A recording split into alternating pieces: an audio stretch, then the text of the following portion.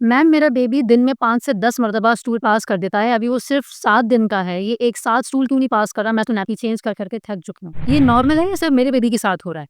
देखिए छोटे babies usually 1 से 2 मंथ्स के अंदर आने वाले बेबीज़ एक दिन में 10 मर्तबा भी पॉटी करते हैं जो कि कंप्लीटली नॉर्मल है। इसके अलावा दिन में 1 मर्तबा स्टूल पास कर रहे हैं, ये भी नॉर्मल है और कुछ बेबीज़ 8 डेज़ तक भी स्टूल पास नहीं करते, ये भी कंप्लीटली नॉर्मल है। क्यों हो रहा है ऐसा? बेबी का जो एनल स्फिंक्टर है यानी कि जो पॉटी निकलने की जो जगह है, वहाँ पर एक वॉल होता है, वो होता है अभी कमज़ोर, वो वीक है। ऐसे केस में बेबी अगर खाँसी भी करेगा या थोड़ा-सा ज़ोर से रोएगा भी और आप उसको जब ब्रेस्ट फीड करवा रहे हैं, तो जैसे-जैसे मिल्क भी उसके पेट में जाता जाएगा, थोड़ा-थोड़ा करके वो निकलता रहता है।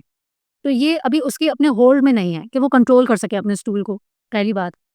ब्रेस्ट फीड इन्फेंट्स का जो स्टूल है वो बहुत ज़्यादा पतला होता है, इसलिए वो बहुत ज़्यादा एब्ज़ॉर्ब नहीं होता और ज़्यादा से ज़्यादा निकलना शुरू हो जाता है। ये भी कंप्लीटली नॉर्मल है। जो फ़ॉर्मूला मिल्क फेड बेबीज़ होते हैं, उनका ये होता है कि वो ऑलमोस्ट 1 डे के अंदर 1 से 2 स्टूल्स या 3 स्टूल से ज़्यादा नहीं पास करते। बात सारी यहाँ पे ये है कि ओवरऑल एक न्यू फैक्ट्री है, न्यू इंजन है, टाइम लगेगा थोड़ा उसको सेट होने में और ये कंप्लीटली नॉर्मल बात है, इसमें परेशान नहीं होना चाहिए। किस चीज़ की प्रिवेंशन करनी है आपने, वो है रैशेज़। ये एक ऐसा विशियस साइकिल है जो कि आपको बहुत बुरी तरीके से परेशान कर देगा। अब आप बहुत जगहों पे यही पढ़ेंगे कि फ्रीक्वेंट डायपर चेंज करें, बार-बार डायपर चेंज करते जाएँ तो रैशेज़ नहीं होंगे। यहाँ पे मैं आपको एक बेसिक कॉन्सेप्ट समझाती हूँ कि क्यों कह रहे हैं हम ऐसे। बात सारी ये है कि यूरिन की पीएच एंड स्टूल की पीएच, ये दोनों पीएच बेबी की स्किन के साथ कॉन्टैक्ट में आती हैं और स्किन में इरिटेशन कराती हैं और वहाँ पे हो जाते हैं रैशेज़। ज़्यादा ख़्याल आप ना करें, रेडनेस को ओवरकम ना करें और उसको इग्नोर कर देंगी ना, तो वो फंगल इन्फेक्शन भी बन सकता है, इसके साथ-साथ वहाँ पे पस भी बन सकती है। और बेबी को वहाँ इतनी बुरी तरीके से जलन होती है और वो डायपर चेंज करने में बहुत ज़्यादा रोते हैं। अब आपने करना क्या है? ज़्यादा देर तक स्टूल को स्किन के साथ कॉन्टैक्ट में नहीं रहने देना। फ्रीक्वेंट डायपर चेंज अगर आप करना भूल भी जाती हैं या आपको मालूम ही नहीं है फ्रीक्वेंट डायपर चेंज से मुराद क्या है, तो आप कैसे रैशेज़ को ओवरकम करेंगी? तो आपको बेसिक कॉन्सेप्ट समझना चाहिए, ठीक है? तो पहली बात ये कि आपने पहले उसको प्रिवेंट कैसे करना है। प्रिवेंशन मीन्स कि रैशेज़ होने से बचाना कैसे है? ऑयल लगाइए या पेट्रोलियम जेली लगा के रखिए, पहली बात।